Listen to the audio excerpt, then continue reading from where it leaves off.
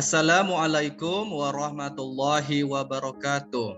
Halo semuanya, bagaimana kabarnya pada pagi hari ini? Semoga kita semua dalam kondisi baik-baik saja di tengah pandemi COVID-19 ini dan semoga puasa kita lancar. Hari ini kita akan membahas suatu materi mengenai laktasi dan program keluarga berencana atau program KB. Setelah kegiatan pembelajaran ini, diharapkan siswa mampu menjelaskan fungsi dan tujuan KB dan pemberian ASI, serta siswa mampu menjelaskan pentingnya KB harus dilakukan. Berdasarkan rekomendasi WHO atau Badan Kesehatan Dunia, agar proses menyusui dimulai sedini mungkin hingga bayi berusia 6 bulan. Selama masa ini, bayi hanya diperbolehkan minum ASI saja. Setelah 6 bulan, barulah bayi boleh dikenalkan dengan MPASI atau makanan pendamping ASI, seperti bubur, susu formula, dan sebagainya. Namun, WHO tetap menyarankan pemberian ASI tetap diteruskan hingga bayi berusia 2 tahun atau lebih, atau biasa kita kenal dengan istilah ASI eksklusif. Begitu banyak manfaat atau keuntungan ASI bagi bayi.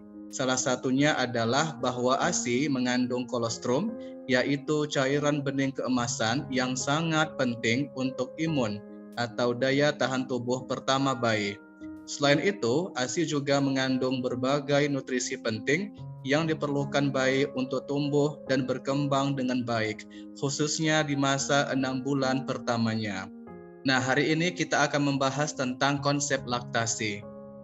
Laktasi adalah bagian terpadu dari proses reproduksi yang memberikan makanan bayi secara ideal dan alamiah, serta merupakan dasar biologis dan psikologis yang dibutuhkan untuk pertumbuhan. ASI merupakan makanan yang ideal bagi pertumbuhan neonatus. Laktasi adalah keseluruhan proses menyusui, mulai dari ASI diproduksi sampai proses bayi menghisap dan menelan ASI. Laktasi merupakan bagian integral atau terpadu dari siklus reproduksi mamalia, termasuk manusia. Masa laktasi bertujuan untuk meningkatkan pemberian ASI eksklusif dan meneruskan pemberian ASI hingga anak berusia 2 tahun secara baik dan benar, serta anak mendapat kekebalan tubuh atau imunitas secara alami. Selanjutnya kita akan membahas tentang ASI atau air susu ibu. ASI adalah makanan terbaik bagi bayi sampai usia 6 bulan. Pemberian ASI eksklusif yaitu pemberian ASI tanpa cairan atau makanan lain kecuali suplemen vitamin, mineral, dan atau obat-obatan untuk keperluan medis sampai bayi berusia 6 bulan dan dilanjutkan pemberian ASI sampai 2 tahun pertama kehidupannya. Komponen yang terkandung di dalam ASI sebagai sumber nutrisi untuk pertumbuhan dan perlindungan pertama terhadap infeksi. Proses pembentukan air susu ibu atau ASI merupakan suatu proses yang kompleks melibatkan kelenjar hipotalamus dan payudara yang telah dimulai saat fetus sampai pada pasca persalinan. Menyusui terbaik untuk bayi karena ASI mudah dicerna dan memberikan gizi dalam jumlah yang cukup untuk kebutuhan bayi. Menyusui lebih nyaman dan lebih murah daripada susu formula, dan ASI selalu siap pada suhu yang stabil dengan temperatur tubuh. Banyak ahli telah sepakat, tak ada satupun asupan yang lebih baik untuk bayi selain ASI. Alasannya sudah jelas. ASI mengandung banyak nutrisi penting yang dibutuhkan bayi dalam tumbuh kembangnya, mulai dari vitamin, protein, lemak, karbohidrat, dan berbagai mineral penting lainnya. Memenuhi kebutuhan ASI sesuai dengan perkembangan usia memang sangat penting diperhatikan. Berikut merupakan manfaat dari ASI. Yang pertama, sistem kekebalan tubuh bayi lebih kuat. ASI mengandung zat antibodi pembentuk kekebalan tubuh atau imunitas yang bisa membantunya melawan bakteri dan virus. Jadi, bayi yang diberi ASI berisiko lebih kecil untuk terserang penyakit seperti diare, asma, alergi, infeksi telinga, infeksi saluran pernapasan, konstipasi atau sembelit, sindrom kematian bayi mendadak, dan meningitis atau radang selaput otak. Bayi yang diberi ASI juga berisiko lebih rendah untuk mengalami obesitas dan diabetes tipe 2 di kemudian hari ketimbang bayi yang tidak diberikan ASI eksklusif. Yang kedua, tulang bayi lebih kuat. Bayi yang diberi ASI selama 3 bulan atau lebih memiliki tulang leher dan tulang belakang lebih kuat dibanding yang diberikan ASI kurang dari 3 bulan atau tidak sama sekali. Karena itu, ASI eksklusif berperan penting dalam menunjang pertumbuhan tulang bayi yang kuat. Yang ketiga, mendapat limpahan kolesterol. Kolesterol sangat dibutuhkan bayi guna menunjang tumbuh kembangnya dan zat ini banyak ditemukan pada ASI.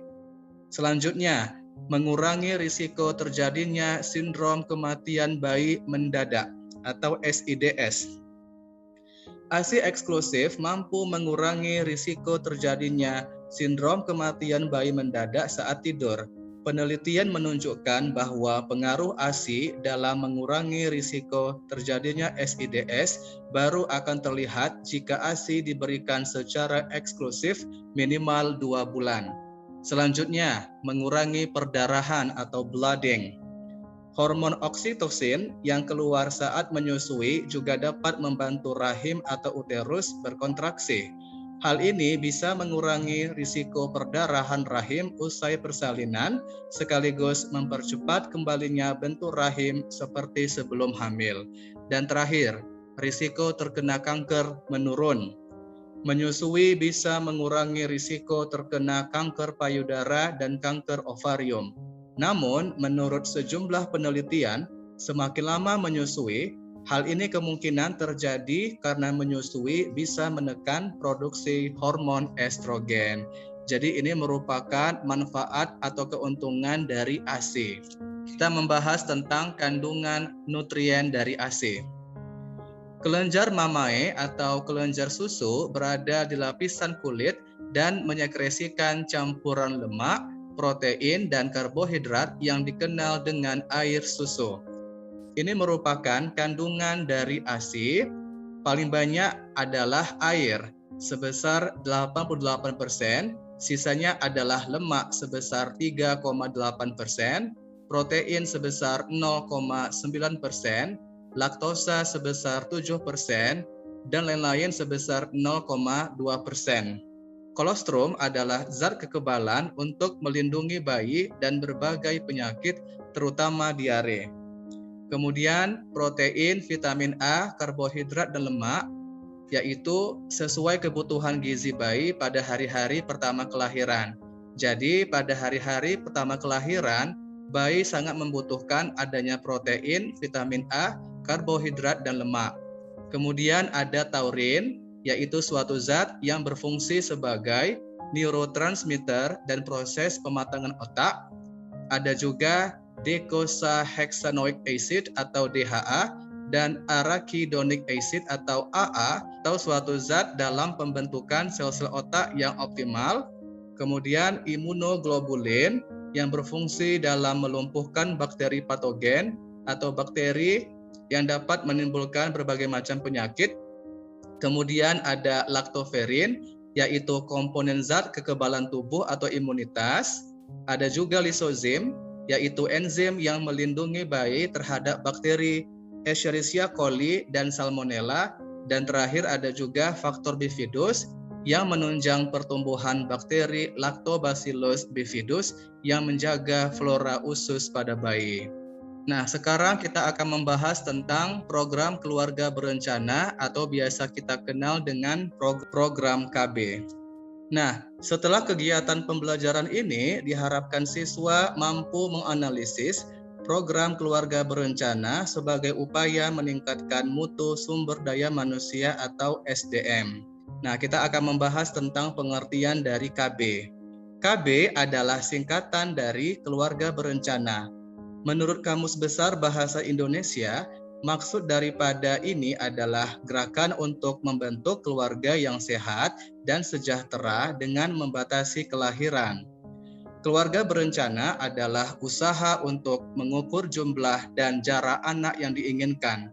Untuk dapat mencapai hal tersebut, maka dibuatlah beberapa cara atau alternatif untuk mencegah ataupun menunda kehamilan. Program KB menentukan kualitas keluarga, karena program ini dapat menyelamatkan kehidupan perempuan serta meningkatkan status kesehatan ibu, terutama dalam mencegah kehamilan yang tidak diinginkan, menjarangkan jarak kelahiran, serta mengurangi risiko kematian pada bayi. Selain memberi keuntungan ekonomi pada pasangan suami istri, keluarga, dan masyarakat, KB juga membantu remaja mengambil keputusan untuk memilih kehidupan yang lebih baik dengan merencanakan proses reproduksinya. Program KB juga bisa meningkatkan pria untuk ikut bertanggung jawab dalam kesehatan reproduksi mereka dan keluarganya.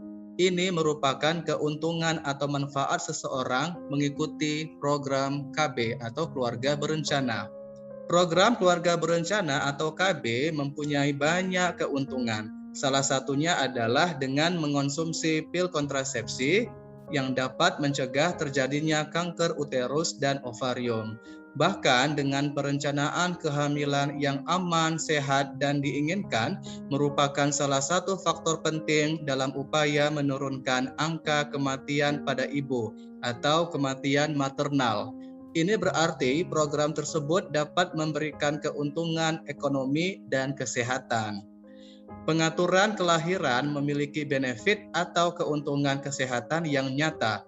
Salah satu contohnya adalah pil kontrasepsi yang dapat mencegah terjadinya kanker uterus dan ovarium.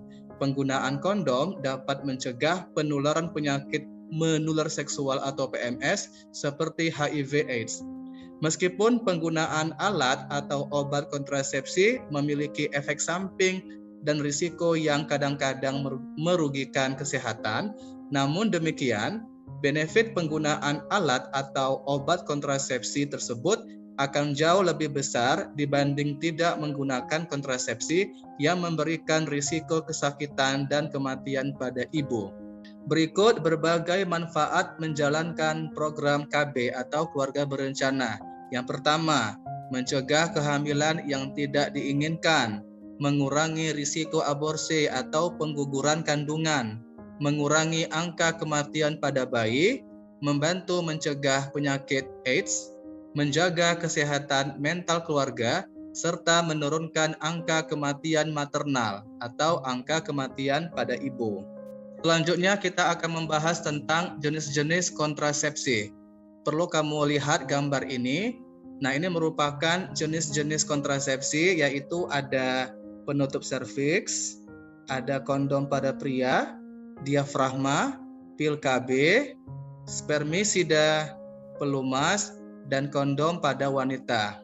Oke, nah kita akan bahas satu persatu tentang jenis-jenis kontrasepsi. Yang pertama, kontrasepsi sederhana yang digunakan secara manual. Ada sistem kalender, kondom, diafragma, spermisida, dan coitus interruptus atau senggama terputus. Ada juga IUD, vasektomi, tubektomi, dan kontrasepsi hormonal. Yuk kita bahas satu persatu. Metode kalender atau pantang berkala adalah cara atau metode kontrasepsi sederhana yang dilakukan oleh pasangan suami istri dengan tidak melakukan hubungan seksual pada masa subur atau ovulasi. Bagaimana cara kerjanya? Prinsip metode pantang berkala atau sistem kalender ini adalah tidak melakukan hubungan pada masa subur, yaitu pertengahan siklus menstruasi atau ditandai dengan keluarnya lendir encer dari liang vagina. Untuk menghitung masa subur digunakan rumus siklus terpanjang dikurangi 11 hari dan siklus terpendek dikurangi 18 hari. Dua angka yang diperoleh merupakan range masa subur. Dalam jangka waktu subur tersebut harus melakukan pantang senggama dan di luarnya merupakan masa aman. Sebagai contoh, jika seorang wanita mempunyai siklus menstruasi dari hari ke-28 sampai hari ke-36, maka perhitungannya adalah 28 dikurang 18 sama dengan 10. Dan 36 dikurang 11 sama dengan 25. Maka konsepsi dapat terjadi pada hari ke-10 hingga hari ke-25 pada siklus haid atau menstruasi, sehingga masa aman adalah hari pertama sampai hari ke-9 siklus menstruasi. Yang kedua, penggunaan kondom. Nah, kondom adalah salah satu alat kontrasepsi yang terbuat dari lateks atau karet berbentuk tabung tidak tembus cairan, di mana salah satu ujungnya tertutup rapat dan dilengkapi dengan kantung untuk menampung sperma. Kebanyakan kondom terbuat dari karet lateks tipis, tetapi ada juga yang terbuat dari jaringan hewan, yang terbuat dari usus kambing dan plastik atau dari polietilen. Nah, keuntungan kondom yang pertama mencegah kehamilan, memberi perlindungan terhadap penyakit menular seksual, dapat diandalkan, relatif murah, sederhana, ringan, mudah dibuang, bersifat reversible, tidak memerlukan pemeriksaan medis, supervisi atau follow up, dan pria ikut serta secara aktif dalam program KB. Nah, selanjutnya ada diafragma. Diafragma adalah cup berbentuk bulat, cembung, terbuat dari lateks atau karet yang dimasukkan ke dalam vagina sebelum koitus atau sebelum melakukan hubungan dan menutupi serviks. Atau diafragma ini memiliki cara kerja sebagai berikut, yaitu mencegah masuknya sperma melalui kanalis cervicalis ke uterus dan saluran telur, serta sebagai alat untuk menempatkan spermisida. Nah, kemudian ada juga penutup serviks atau cup cervix ya, yaitu suatu alat yang hanya menutupi serviks saja. Jadi alat ini hanya menutupi bagian serviks saja. Dibandingkan dengan diafragma, cup atau penutup serviks lebih dalam atau lebih tinggi kubahnya, tetapi diameternya lebih kecil dan umumnya lebih kaku. Zaman dahulu, cup cervix terbuat dari logam atau plastik, sekarang banyak menggunakan karet atau lateks. Nah, kemudian kontrasepsi secara kimiawi ya, yaitu spermisida. Nah, spermisida adalah bahan kimia yang digunakan untuk membunuh sperma, yang dikemas dalam bentuk aerosol atau busa, tablet vaginal, suppositoria atau dissolvable film, dan berbentuk krim. Apa saja manfaatnya? Yang pertama, tidak mengganggu produksi ASI, bisa digunakan sebagai pendukung metode yang lain, tidak mengganggu kesehatan klien, tidak memiliki pengaruh sistemik, mudah digunakan, meningkatkan lubrikasi selama berhubungan, dan tidak perlu resep dokter atau pemeriksaan kesehatan khusus. Coitus interruptus atau bahasa Indonesianya adalah senggama terputus. Nah, cara ini merupakan cara kontrasepsi tertua yang dikenal oleh manusia dan hingga saat ini masih digunakan oleh manusia. Coitus interruptus adalah penarikan penis dari vagina sebelum terjadi ejakulasi. Hal ini berdasarkan kenyataan bahwa pria menyadari sebelumnya akan ada terjadi ejakulasi, dan dalam waktu kira-kira 1 detik sebelum ejakulasi terjadi digunakan untuk menarik penis keluar dari vagina. Kemudian ada IUD. IUD ini singkatan dari intrauterine device, yaitu alat kontrasepsi yang memiliki efek anti-fertilisasi atau anti pembuahan yang cukup baik. IUD adalah aspek utama banyaknya ibu yang memilih sebagai alat kontrasepsi untuk mencegah kehamilan saat KB.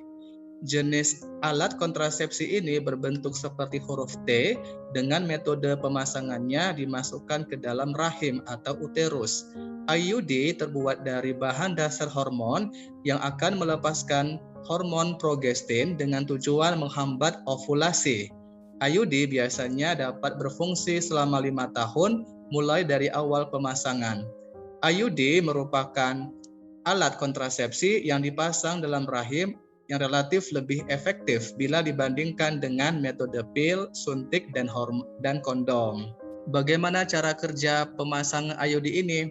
Yang pertama, menghambat kemampuan sperma untuk masuk ke tuba falopi atau oviduct, mempengaruhi fertilisasi atau pembuahan sebelum ovum mencapai cavum uteri dan mencegah sperma dan ovum bertemu dengan membuat sperma sulit untuk masuk ke dalam alat reproduksi perempuan dan mengurangi sperma untuk fertilisasi.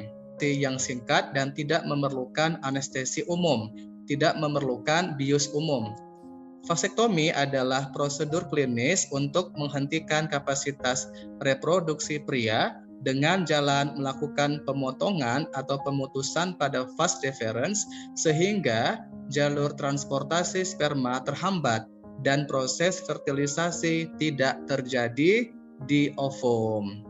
Tubektomi adalah prosedur klinis yang dilakukan dengan cara memotong tuba falopi atau oviduct pada alat reproduksi wanita agar tidak terjadi pembuahan atau fertilisasi. Jadi vasektomi ini dilakukan pada pria, sedangkan tubektomi dilakukan pada wanita. Dan terakhir adalah kontrasepsi hormonal. Kontrasepsi hormonal misalnya dengan menggunakan pil KB atau dengan cara disuntik. Kontrasepsi oral adalah kontrasepsi untuk wanita yang berbentuk tablet, mengandung hormon estrogen dan progesteron yang digunakan untuk mencegah kehamilan. Kontrasepsi oral terdiri atas 5 macam, yaitu pil kombinasi, pil sekuensial, pil mini, once a month pill, dan morning after pill. Pil kombinasi dalam satu pil terdapat estrogen dan progesteron sintetik yang diminum 3 kali seminggu. Pil sekuensial, pil ini dibuat sedemikian rupa sehingga mirip dengan urutan hormon yang dikeluarkan ovarium pada tiap siklus. Maka berdasarkan urutan hormon tersebut, estrogen hanya diberikan selama 14 hingga 16 hari pertama, diikuti oleh kombinasi progesteron dan estrogen selama 5 hingga 7 hari terakhir. Pil mini merupakan pil hormon yang hanya mengandung progesteron dalam dosis mini, kurang dari 0,5 miligram, yang harus diminum setiap hari termasuk pada saat haid. Yang keempat, once a month pill, yaitu pil hormon yang mengandung estrogen yang bersifat long acting, yaitu biasanya pil ini terutama diberikan untuk wanita yang memiliki biological health life panjang. Dan terakhir, morning after pill merupakan pil hormon yang mengandung estrogen dosis tinggi yang hanya diberikan untuk keadaan emergensi saja, seperti pada kasus pemerkosaan dan kondom bocor.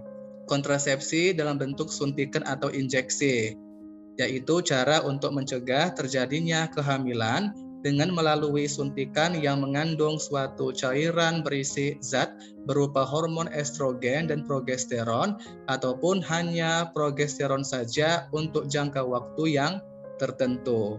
Kesimpulan dari tujuan program KB ini adalah memperbaiki kesehatan dan kesejahteraan ibu, anak, keluarga, dan bangsa, mengurangi angka kelahiran untuk menaikkan taraf hidup rakyat dan bangsa, memenuhi permintaan masyarakat akan pelayanan KB yang berkualitas, termasuk upaya-upaya menurunkan angka kematian pada ibu, bayi, dan anak, serta penanggulangan masalah kesehatan reproduksi.